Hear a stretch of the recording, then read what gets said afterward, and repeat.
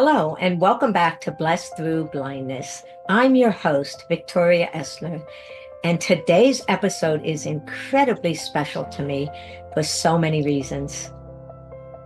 Our guest today is someone whose work, heart, and storytelling talent has inspired countless lives, including mine. My dear friend, Tom Martin. Tom is a retired news producer with 35 years of experience at ABC, CBS, CNN, and now he's stepping into the spotlight himself as an author. His upcoming book, What the Camera Didn't Capture, Wisdom All Around Us, is the first of 3 volumes, highlighting stories of resilience, insight, and humanity. What makes this episode even more special is Tom interviewed me as his very first guest on his podcast. And today, he's my very first guest on my podcast, Blessed Thru Blindness. It wasn't planned this way, but it feels like such a meaningful and full circle, a true blessing. I can't wait for you to hear Tom's incredible journey, his perspective on finding wisdom in unexpected places, and how his legacy of storytelling continues to shine the light on others. Let's dive in to today's episode. Welcome to Blessed Thru Blindness, the weekly podcast that empowers both caregivers and individuals with vision impairments. Hosted by Victoria Essner, an advanced assistive technologist, professional disability awareness speaker, caregiving coach, and someone who's lived with legal blindness for over 50 years. This podcast is your go-to resource for practical strategies, tips, and real-life solutions. Each week we dive into topics that matter, whether it's self-advocacy, building a resilient mindset, the latest assistive technology devices or caregiving strategies, and insights that make a difference. Plus, we feature guests with unique perspectives, offering you a well-rounded approach to navigating life with vision impairments and caregiving. Let's jump into today's episode of Blessed Thru Blindness. Tom, you've had an extraordinary 35-year career producing for ABC, CBS, CNN, just to name a few of these news outlets. What initially drew you into the world of media and storytelling? Well, first of all, thanks, Victoria, for such a wonderful introduction. It's absolutely true that you were my first guest when I started my podcast, and there'll be many more episodes of that podcast soon to come. But I really appreciate that. And I love the world of storytelling. I love the world of media. And I think we're just all naturally fascinated by our fellow human beings. It's funny, my father was a lifelong newspaper journalist. Started out as a reporter, and then when I was still quite young, became an editor of different newspapers around the country. He was the founding editor of USA Today, which was envisioned as America's first newspaper, because he thought, well, if you live in a place where the newspaper isn't that good, you still deserve, to know what's going on in the world. And so I'm sure I was raised to appreciate the world of journalism. But in high school, I was very active in, public speaking and debate.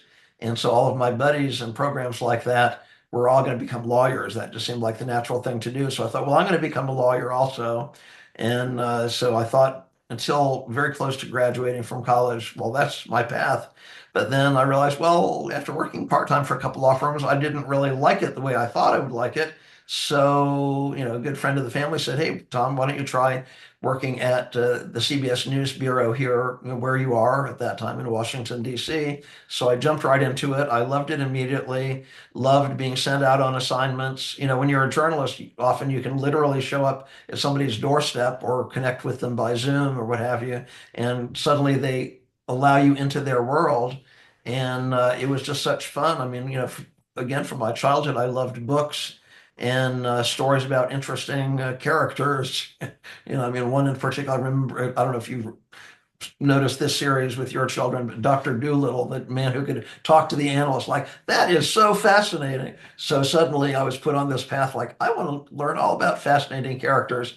And as a journalist, you're allowed to do that. You kind of, it's like people talk about cold calling and warm calling. When you're a journalist, you're kind of warm calling them. You jump right in.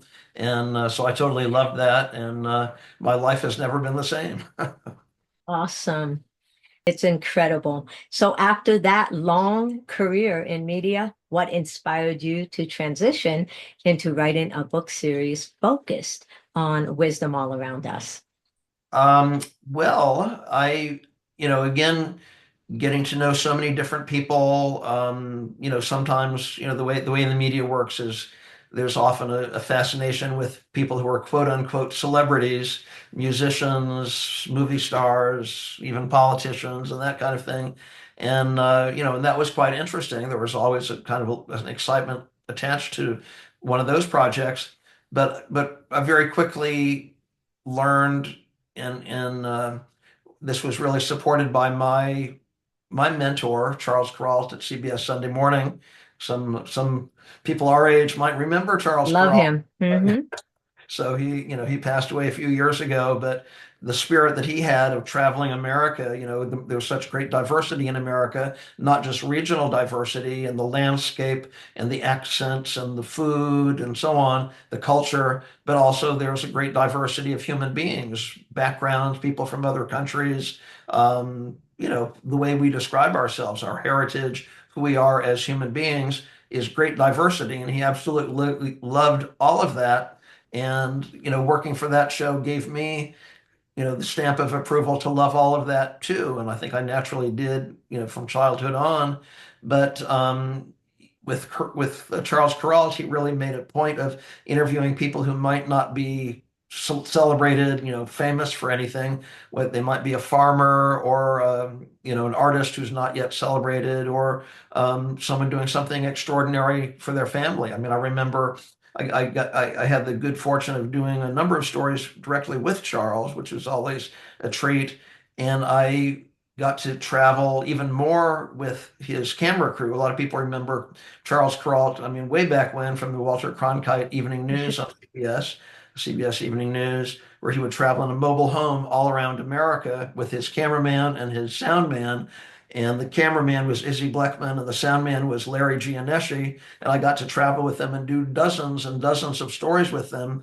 And when I speak about, the kind of stories that they would do, I mean, one story that they did that really brought tears to their eyes and to my eyes. And when they did a kind of the farewell show about, Charles Kuralt retiring from CBS, they mentioned, visiting, a family and maybe like a two-room house, almost, a shack even in the middle of, kind of flyover country for some people here on the East Coast or West Coast. But the couple, it was an African American family, and the mom and dad had worked so hard to make sure that all 4 or 5 of their children got to have college educations because they wanted to enrich their lives. And so it's like paying it forward. And as a parent myself, I think we naturally have that desire to want to create a better world. So these are stories that deserve respect and deserve to be listened to. And as technology increases, it's easier and easier to be distracted and glued to social media, as I often am.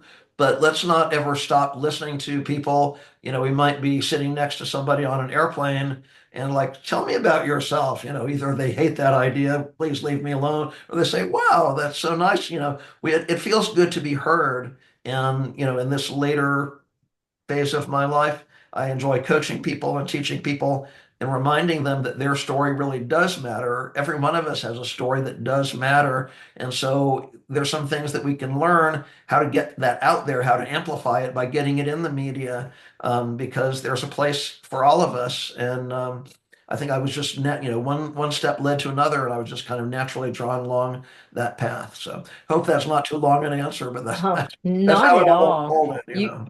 You brought me right back to the story because my husband and I we never missed an episode. So Oh, thank wow. you. Wonderful. Yeah, absolutely. That's so nice. Yes. Wisdom all around us sounds like such a meaningful theme.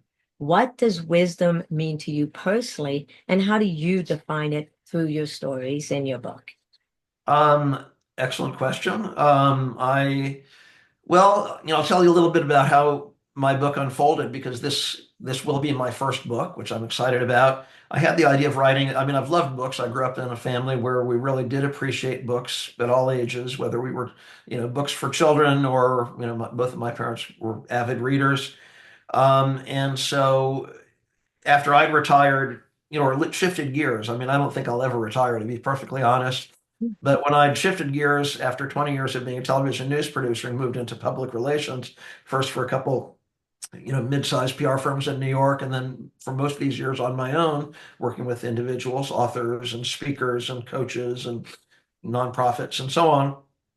I just felt that urge to write a book because, as I say, I think it's a natural urge for all of us to want to be heard by more people. Not that it's an egotistical kind of thing, but we want to make a difference. We want to help. We have knowledge. We Absolutely. just naturally develop knowledge, and there's areas that we're passionate about. It might be parenting, or it might be a certain sport or music or something. It's just a natural way of evolving as human beings.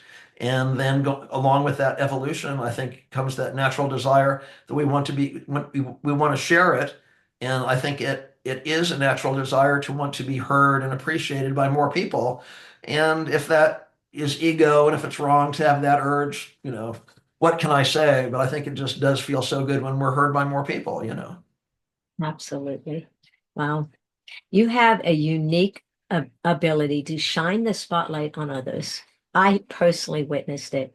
How did that influence the stories that you chose to feature in this first volume? Um, Another great, another great question. Well, I think there's really the two-part answer to that Mhm. question.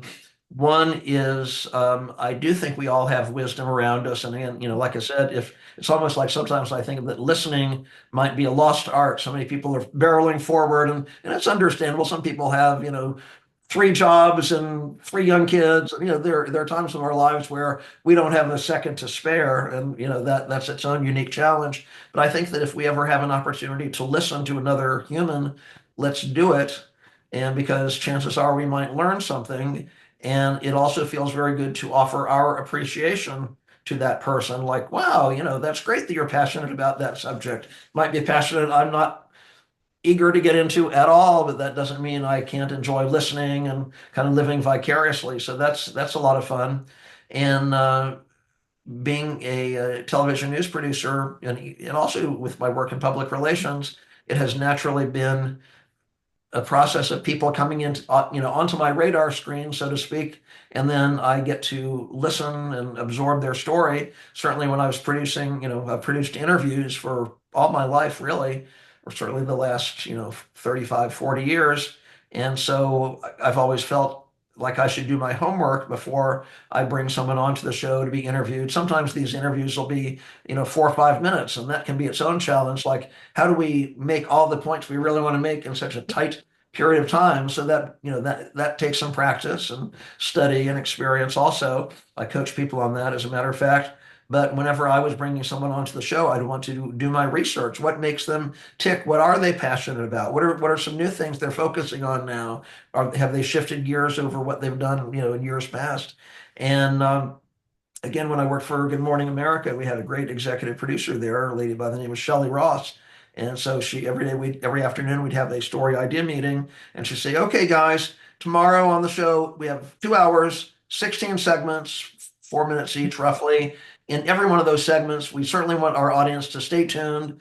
Some people who are a little bit cynical about television, it's like, well, the whole point of the thing is to sell commercials, make money, get ratings, and there is some truth to all of that." But I think with most journalists I know, producers and reporters and so on, there is that natural desire to want to help. We play a role of serving an audience day after day after day. And so as people putting story ideas out there, how can we serve them and make their lives easier by giving them great stories that are really a great fit for their audience and will really serve their audience?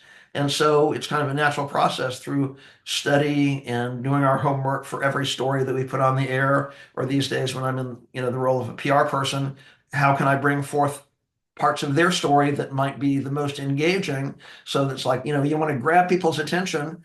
And then when they say, wow, you have my attention, then we can go a little bit deeper, then we can expand upon that. So that's kind of how the process works for me. Amazing answer. Thank you. Thank you. Appreciate that. Of course. So the next question, while working on this project, did any particular story or person surprise you with wisdom or insight you did not expect? That's another great question. I'll probably keep complimenting you on every single question because Thank you. they are great questions. I I think they all surprised me, and in a way, I have faith in my fellow human beings that we are capable of so much greatness. I really do believe that there's greatness within every one of us. That every one of us has gifts in terms of talents, or sometimes it's DNA. Somebody's like a third generation musician or something like that.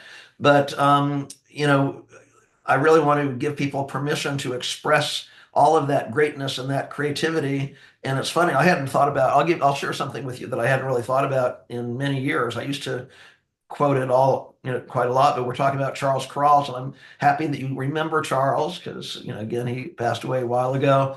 But people would say, what's it like working with Charles? He seems like such a warm, generous, engaging kind of fellow, very interested in our, common man and woman, and so on. It's like, yes, that's absolutely true. And I can tell you one thing that I've heard from him when I've traveled with him, uh, more than others that doesn't necessarily find its way into every story, but that is, he said, the very best thing you can do in life is to tell a young boy or young girl, hey, you're the very best at that. It's like, oh, I see you like baseball. You are the very best at baseball. Or you love, collecting butterflies. You are the very best at. It's like, what is that? What are you doing? You're giving them a dose of self-esteem that an older person, it's like, wow, someone's interested in me. They appreciate what I'm interested in. They're telling me that I'm great at this. That is amazing. So it's like, when you say that to a child, it lasts a lifetime. So that really did speak to the kind of person that he is. And so, as I've studied each person and, the work that I did with them, whether it's Paul McCartney or Steven Spielberg or Jane Goodall, um, the project, I certainly put the best of me into the project, but at the same time, we were on a deadline. So you wasn't always, sometimes you're just kind of scratching the surface, trying to produce a great story or a great series or a great project or something like that.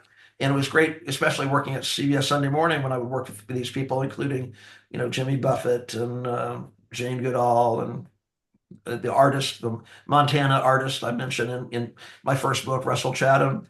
And so, when it's spread over a number of weeks or even a couple of months, you might be working on a story simultaneously, shooting a little bit of, a concert in this city, then shifting gears to another person you're working on. It really does give you time to think and drill down deep and deep and deep. And I always felt like I was producing a documentary, not a 6-minute story. I really wanted to know every facet of what they were all about.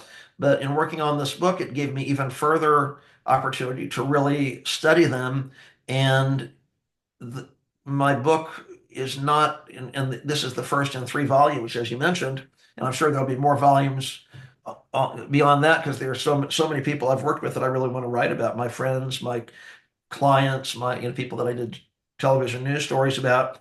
But they became chapters that were not just about, hey, I spent time with Paul McCartney. Isn't that cool? He's so amazing. Let me tell you about his life. What emerged in that chapter is lessons that he discovered in his own life about creativity that we can all benefit as we think about writing an article or writing a book or designing a project or doing, creating a painting or whatever we're doing creatively, or just designing, a creative life, enjoy a fulfilled life. I know that in the work that you do, as a caregiver and as an expert, nationally renowned expert on assistive technology, I mean, at least from our conversations, I've really picked up that you really care about what kind of quality of life people have, that there's certain things we can do, certain knowledge that if it comes into our life, it changes everything. It's like, we don't know what we don't know. So I thought, well, wouldn't it be great if in the 5 chapters of this first book, I tell you some secrets that Paul McCartney has about creativity, about Steven Spielberg and aligning yourself with something that's bigger than you, as he did with the stories of Holocaust survivors. Um, that Miles Davis, the great jazz legend, did in terms of always shifting gears. Sometimes he was shifting gears and he knew that the people, his fan base or his community might not like what he's about to do, but he did not let that stop him. You felt propelled forward to make some bold choices, to step out of your comfort zone. So in every one of the 5 chapters, I've really tried to, drill down deep and put lessons that we can all benefit from. Wow, that's something that Paul McCartney did. It didn't matter whether he has millions of fans or not. He felt drawn to create some oil paintings. It's like his fans were not asking for oil paintings. Why did he do that? Well, he did that because he was able to break free of the expectations and the validation of other people and just go within and say, this really fulfills me. So those are some things that I learned that I guess that I didn't necessarily expect. Well, it truly speaks volumes, Tom.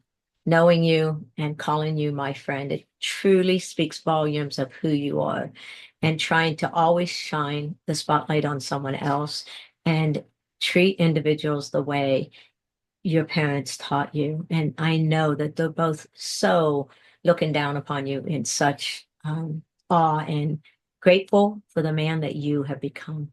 I It's appreciate it's it's an honor to do this interview. I But appreciate that very much. back Yes. back to the question. So you spent a lifetime telling other people's stories.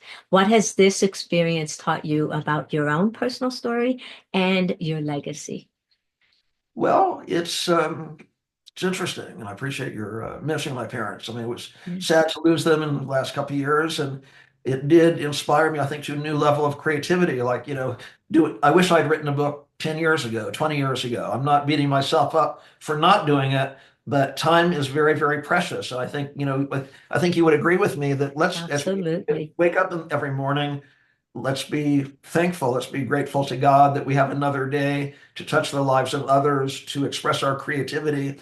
And I really think that in the last few months or year, and part of it has been focusing on this book project, I've realized what I want to do is dig as deep as I can into my talents, maybe learn some new things that'll enhance them in certain ways, and just that.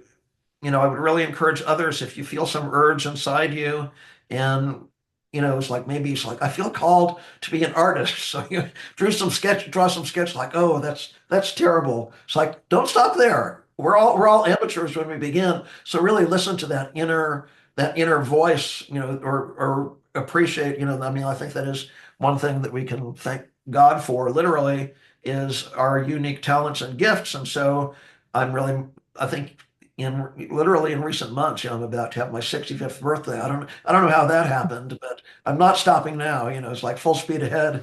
We can all appreciate, um, these, maybe they're like little seeds. I mean, one of the stories I did for CBS Sunday Morning was I went to Walden Pond in Massachusetts, where Thoreau had a little cabin and he studied nature and he wrote a book about seeds. And isn't it amazing and miraculous that you have a little seed and it's like got a blueprint in there for a mighty oak tree. You plant the seed and then sometimes the way nature works is the birds or the squirrels will carry the seeds over here. And it's like, it's amazing how this works. You can look at it and say, well, that's just the way it works. Why is that surprise? I think it's miraculous, really. And so Absolutely. we all have those little seeds within us. So let's cultivate them, through study or training or spending time with other people, but or trial and error. Again, one coach I've been spending some time with lately, who I really like, he said, his son has a poster on the wall of Nelson Mandela, and it says, "I never fail. I either learn or win." So it's like winning is great, but you don't always win. But let's forget failure. Let's forget, you know, putting a stigma on that. So I'm really enjoying getting out of my comfort zone. Certainly, writing a book has been out of my comfort zone, but I'm really enjoying it. So. Well, and I'm grateful you're doing it. Thank you. When you mentioned, I truly believe that my Heavenly Father knows us by name and He gives us these gifts and talents. And if we don't use them, we lose them.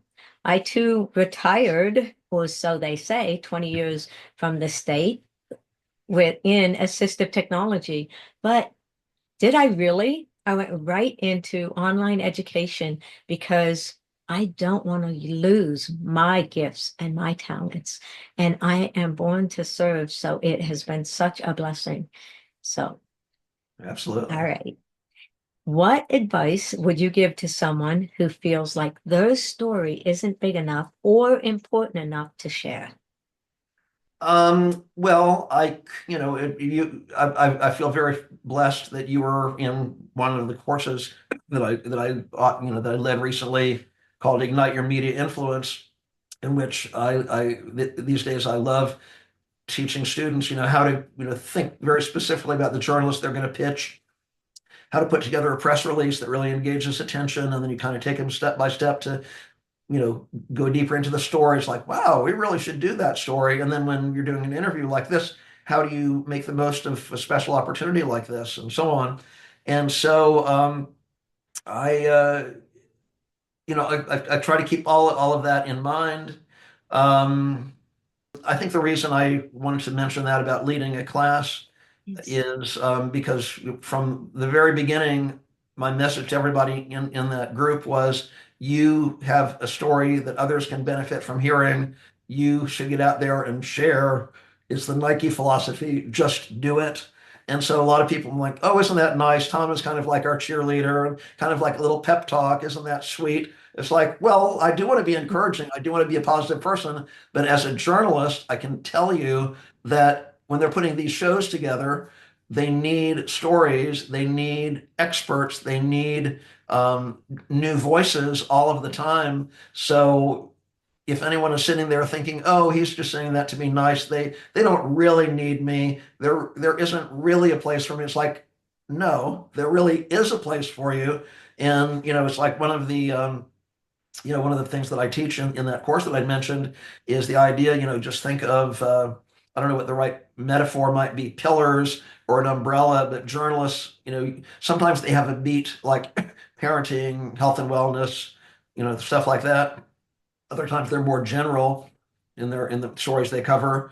But they always are kind of conscious of what's in the news headlines right now, what's going on in the world, what might our audience be thinking about so that we can help them and educate them on those things that we already know that they're thinking about.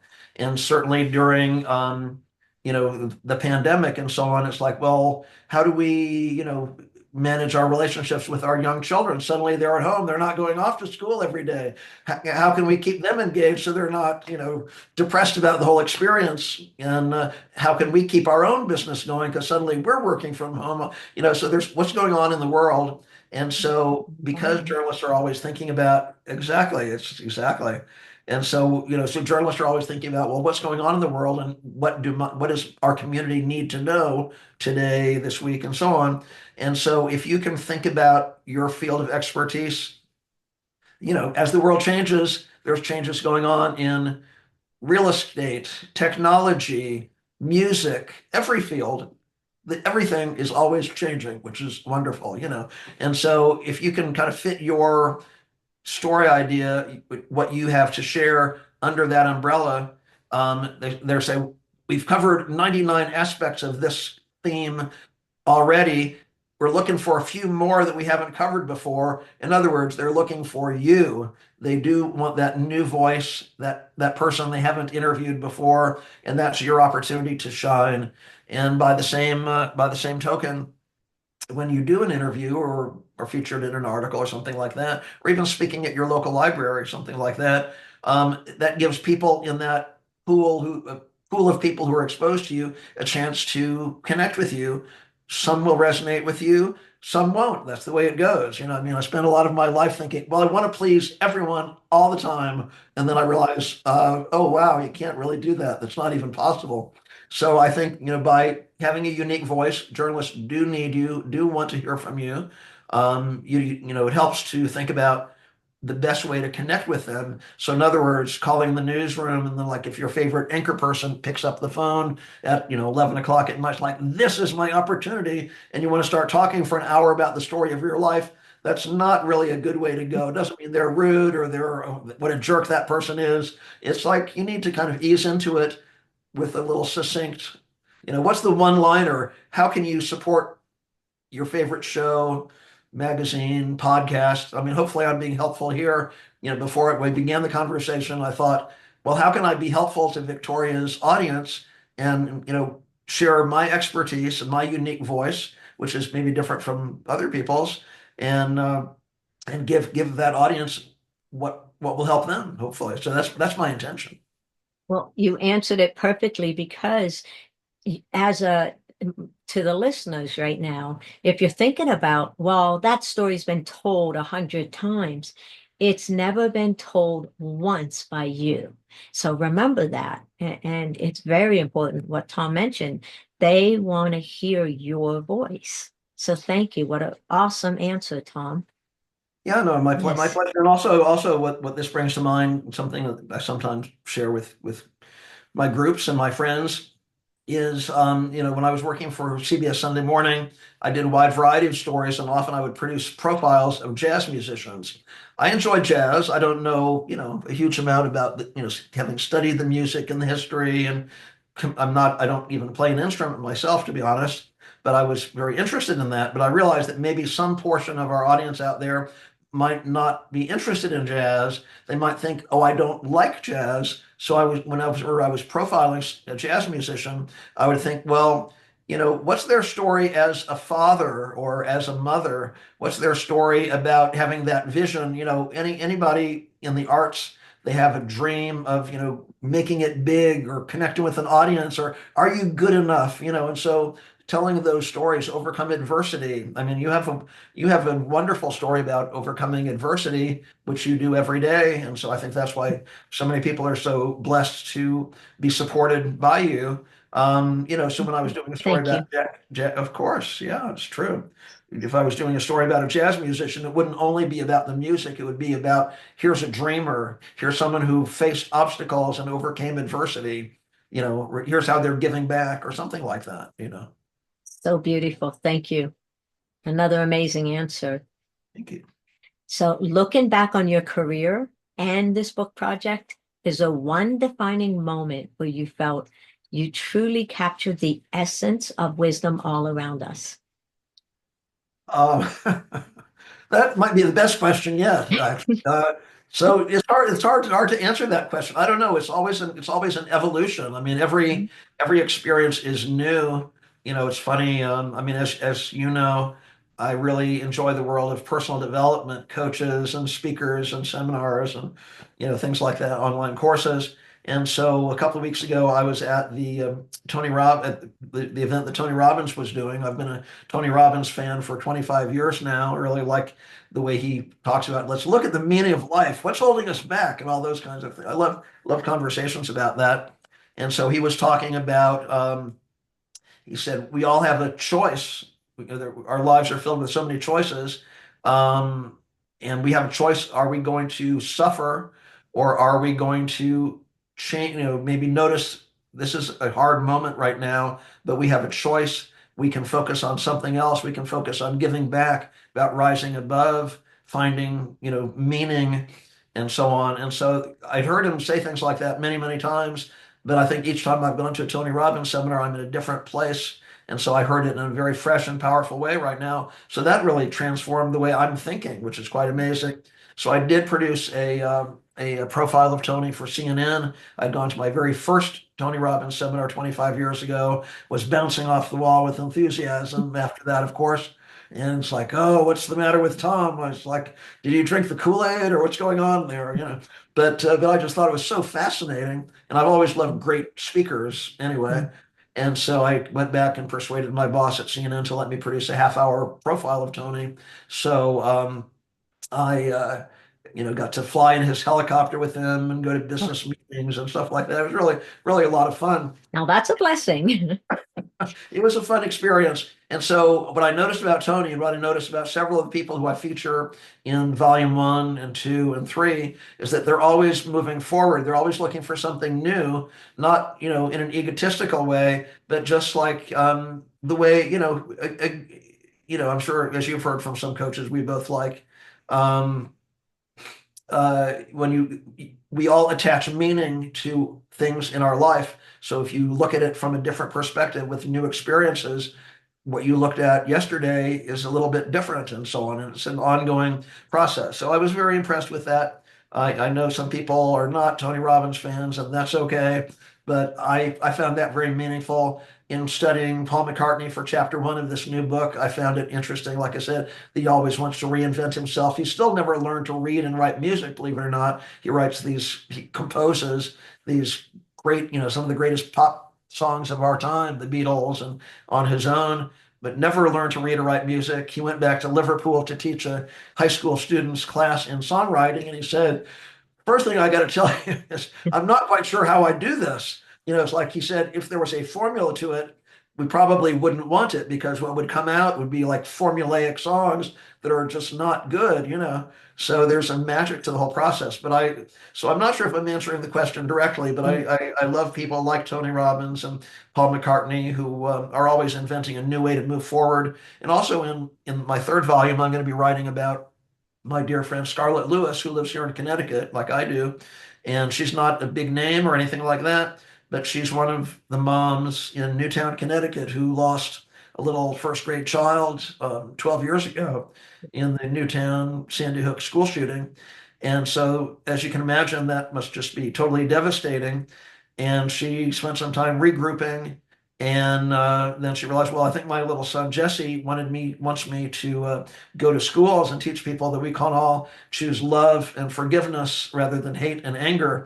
So she's gone into schools all around America and even into some prisons to talk to, convicted murderers. Like, this is the message. So she never would have wished for that set of circumstances. But as life moves along and sometimes you're hit by the unexpected, you have a choice. Is this going to be a meaningful experience? And what is it going to lead me to do? So I just love that process. Sometimes it's very hard, as I'm sure that's incredibly hard, but it did inspire her and she's getting some appreciation. One of my PR clients right now, another Vicky, Vicky Menendez, I met her through a mutual friend, Michelle Soro, and another coaching group. And she wrote a book about she lost four of her five children. And from an infant into their 30s, and I think the oldest, like age 41, whether it was, a stillborn infant, drug addiction, a respiratory/coma situation, drowning. And you must think at that point, it would almost be understandable if somebody said, I just cannot go on, especially a mother. But she said, well, I'm a very spiritual person, and I think these are terrible, tragic things are happening in my life because I'm meant to almost experience a diversity of experiences so that I can go forward and tell other mothers, other parents that yes, you can go on as a tribute to your son or daughter who's gone too soon. It's like, I have no idea how I would handle a situation like that. I've worked with people who are doing things sometimes I have no reference in my own life, but I just have a lot of respect for them, uh, Absolutely. Scarlett Lewis and Vicky Menendez. Absolutely. And thank you for sharing that. Yes. Again, that just leads me to the thought that I do know our Heavenly Father knows us all by name, and her passion and her voice is helping people. She's planting the seeds. She might not never see what's grown and it comes from that, but she knows in her heart that she's doing the right thing. So, and thank you for sharing that. And then on the other note, it's fascinating for sure about Tony Robbins. He's a game changer on helping individuals truly find the change they're seeking. So thank you for bringing him up. You did answer the question quite nicely. Okay, good. So many of my listeners are caregivers or individuals navigating life with vision loss or other challenges. How do you think the concept of wisdom applies when facing lives of the most difficult challenges? That's an excellent question. Well, I mean, I guess a few things come to mind. I mean, a couple years ago, I was hired to produce video for it was the 100th anniversary gala of the American Foundation for the Blind, and one of the things they did was open a time capsule that Helen Keller put together. I remember as a young kid being fascinated by the movie they made about Helen Keller's life and Anne Sullivan, her coach. Very, very moving. And so in the course of producing that um, media coverage, I got to interview Dr. Kirk Adams, who I know you've spoken with, and he at that time was CEO of that foundation, that nonprofit, and he'd been there for many years. And he told me stories about some of the employment challenges that people with disabilities, such as being visually impaired, experience. And he said somebody might have a great telephone conversation, maybe for an investment firm or something like that. It's like, oh my gosh, this person is amazing. We need someone new on our team. This person is amazing. Please come in tomorrow. I want you to meet the staff. The person who made an impression, stellar impression on the phone, arrives at the investment office the next day, and they said, "Oh, we didn't realize that you're visually impaired." And it's like that's terrible. Number one, it's very unfair to the individual, and Absolutely. for the business, they're depriving themselves. They know that this is the best talent they've encountered, so they're depriving themselves of the best talent they could have that the person would appreciate. So it's a very unfair situation, and so we all are dealt some cards that are create hardships or more of a burden. I wish I didn't have this burden to carry or something like that. So then the question is kind of dropped in our lap. What are we going to do about it? How can we empower ourselves? How can we make sure that those, discriminatory people or situations don't knock us off course? There's always a way. I mean, I was just thinking, this is a little bit different perhaps, but I was thinking the other day about a great motivational speaker I met a few years ago. I think his name was Johnny Wimbry, African American gentleman, very dynamic and so on. And he said, well, he grew up in Harlem, in the north part of Manhattan, urban inner city, environment. And he said, well, I was always telling people I wanted to go to Yale Drama School and be on the stage with Denzel Washington. And he said, everybody around me said, kids, snap out of it. That's never going to happen for you. And he just said, how can my whole environment be like so unsupportive? Can't they just say, well, that's a wonderful dream. Maybe it'll. It's like, no, they just said, that's insane. Don't hurt yourself. But he did not give up that dream, and he found a way. Sometimes it's very hard. I mean, you've had quite a challenging life, I'm sure, but you've gone skydiving and all of these other things that you've done. And so, I'm sure there are moments like this is very unfair. Why does this have to be unfair? But at those moments, it's kind of like, again, what I learned from Tony Robbins recently. We can say, wow, I feel like I'm suffering here. And I don't think we'll ever create a life where we experience zero suffering. Like, fantastic. I haven't felt that feeling in years. It's like, no, it comes along. But at that moment, we have the chance, like, well, how can we connect with people who do believe in us, or maybe kind of get into a new peer group of some kind. I mean, maybe that is one great thing about social media. We're connected with people around the world and can easily find people who are more supportive or, believe in us. And then we can go back like, "Oh, I wish my family members weren't this way." But it's like, it's okay. So, it takes some strength. And it's kind of like, I mentioned Scarlett Lewis and that terrible shooting incident. And she wrote a book about that for Hay House that Wayne Dyer wrote a beautiful foreword for. And in the early parts of the book, of course, it's being a parent called to the school. It's like, oh my gosh, this is so painful. Remembering the last time she saw her little son. And then she got into for a few pages about things that people would say to her, like, you'll get over this. It might seem like, and she just was saying, you have no idea what I'm going through. No disrespect. I'm sure you say things like that because you mean well, you want to make me feel, it's like, I understand, but you have no idea what I'm going through. So I don't really have any idea what it means to go through life with a disability. We all have, what I've learned from working with the Prospector Movie Theater here in Connecticut. My friend Valerie Jensen started it 10 years ago because one of her first sisters, Hope, beautiful name, Hope, was born with Down syndrome. And she saw what kind of discrimination she experienced. It's like, well, maybe if you're lucky, you can get a job, bagging groceries. How mentally engaging is that? It's like some people, if that's all that they can handle, okay, I respect that. It's nice. Employment, is important and be part of a team.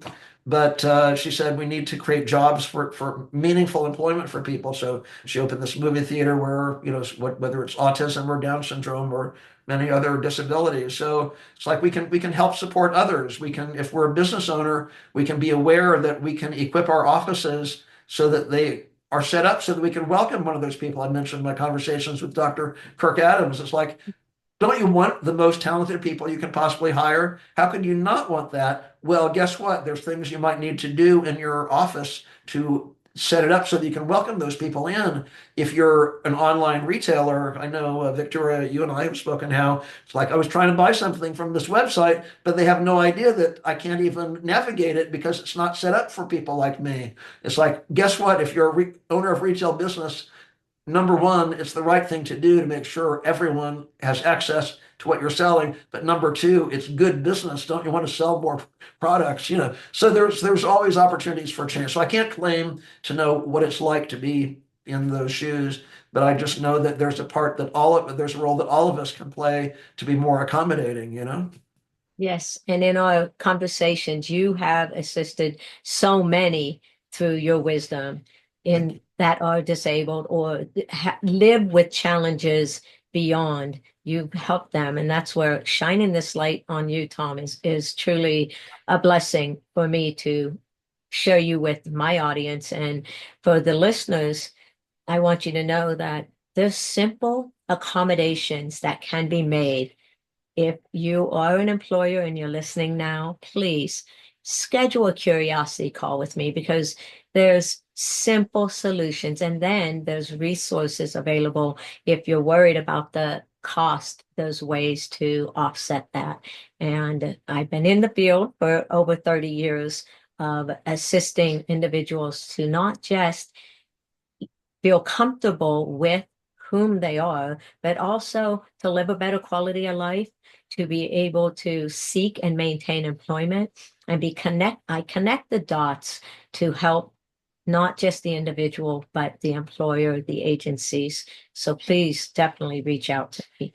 Tom, that was a beautiful answer and Well, uh, thank you. I just wanted to add one quick on the thing. verge of tears. So thank Uh, you. yeah, well, no, it's very, very important to me. We all, you know how I love quotations, and one of my favorite quotations is from the Dalai Lama. He says, "Be kind whenever possible. It's always possible." It's Right?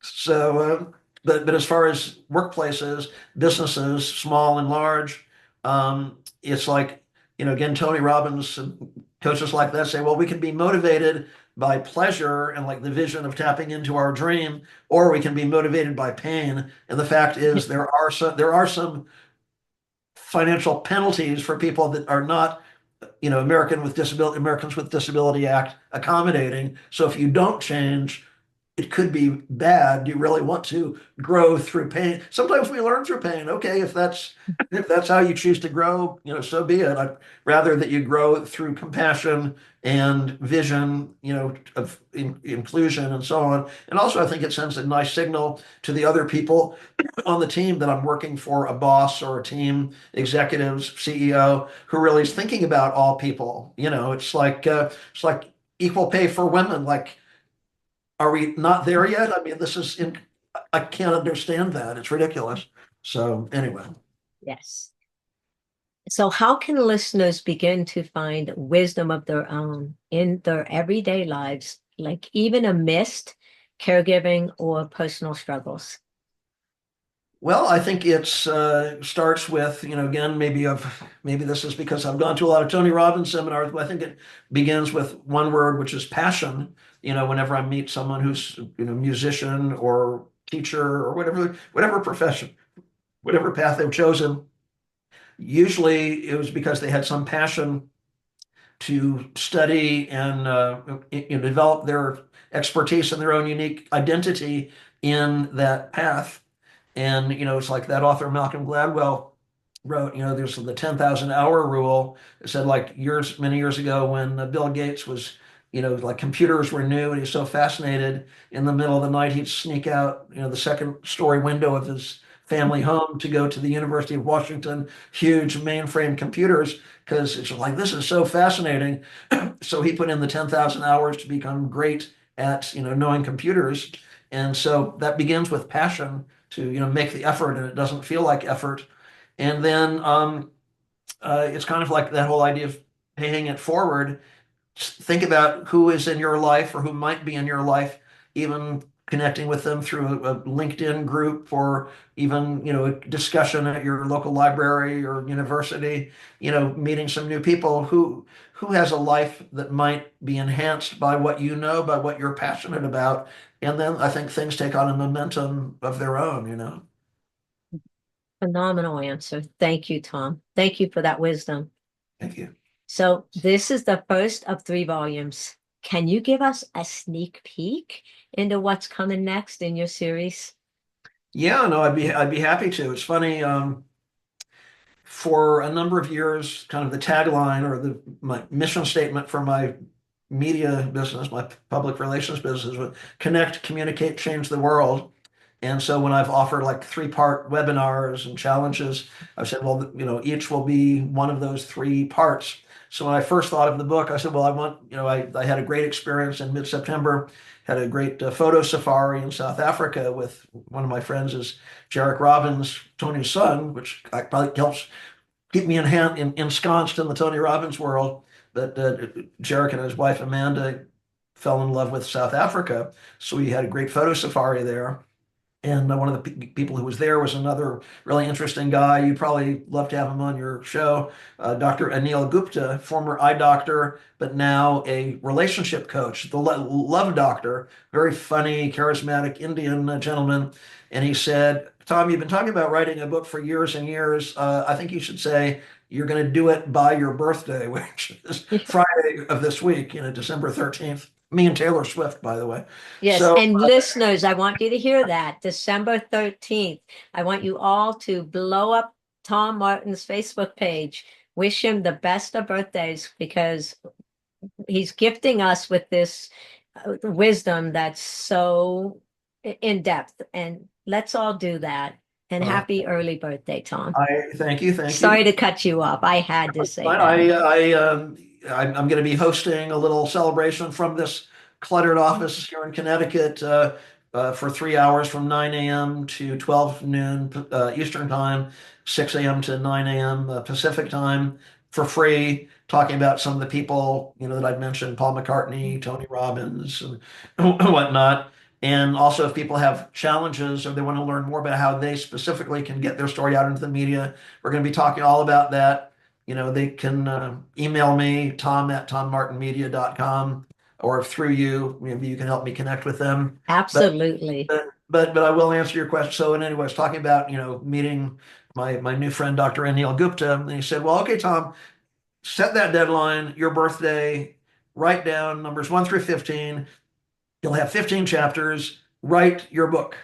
And I thought, okay, well, three sections: connect, communicate, change the world. And then I'm realizing, wow, my deadline is really coming up here. Maybe I'll just break it into 3 parts because I think there's enough to say about each person. So again, volume 1 is the 5 chapters focusing on connect, Paul McCartney, Steven Spielberg, Jimmy Buffett, Miles Davis, and also artist Russell Chatham from Montana.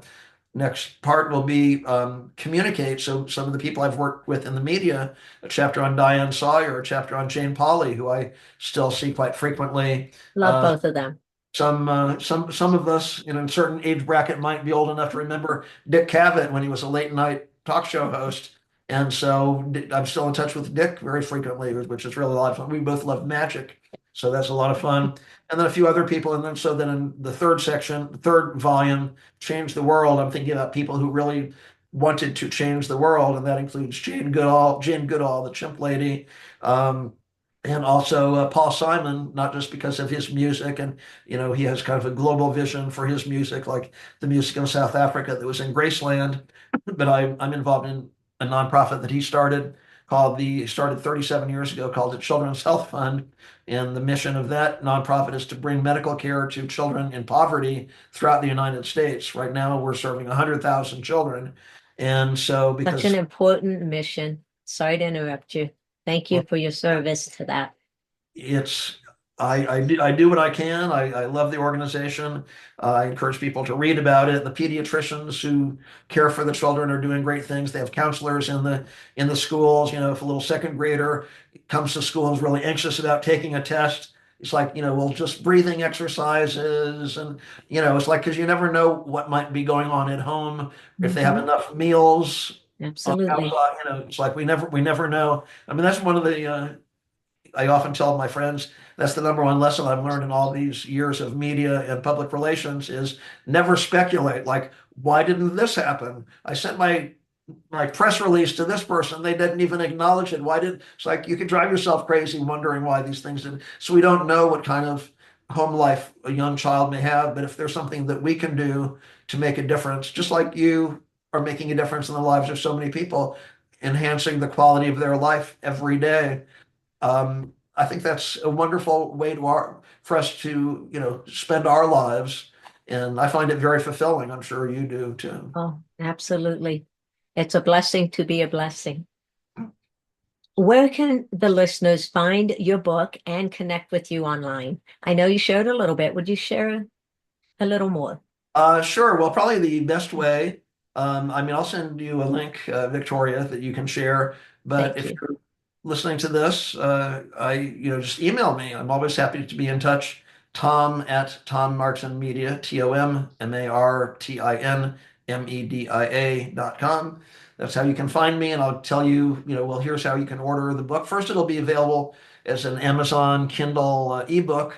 Then I definitely want to have it bound, and that whole sequence of events. But just contact me, and I appreciate each and every person who's interested. It really means a lot to me. And I'm going to be giving T-shirts away. Anybody who joins me on my little December 13th celebration, you'll get a Wisdom All Around Us T-shirt that you might enjoy. I thought, well, maybe I'll have Tom Martin Media T-shirts. Like, no one wants a Tom Martin Media T-shirt, but Wisdom It's All Around okay. Us, that's something that we can get behind. So anyway. And I'll also have the links and information in the show notes. All right. Thank you so much. I appreciate that. So, do you have anything else you'd like to share before I wrap this up, Tom? Well, I appreciate all that you do. And I would just say, um, let's all do everything we possibly can to make every day count. I mean, whether it's a day we're just having a relaxing day with our family, I just went for a little walk with my dog in the woods. It doesn't mean we're changing the world today, but every day count. Make every day count by again reaching within, finding those seeds of greatness that you have inside yourself, and thinking about how you can make life a little bit easier for other humans, and it feels so good to do that. But again, I think that it all begins with that idea that every day matters. Oh, well said. You know, Thank you. Tom, I thank you so very much for joining me today and sharing your incredible journey, your stories, and your heart behind wisdom all around us. I truly feel your ability to shine the spotlight on others is truly inspirational. I Oh, know that our listeners will walk away feeling uplifted and encouraged. You're remarkable. To everyone listening, I hope this conversation has reminded you that wisdom is truly everywhere, sometimes in the most unexpected places. Take a moment today to notice the wisdom around you and perhaps share your own story.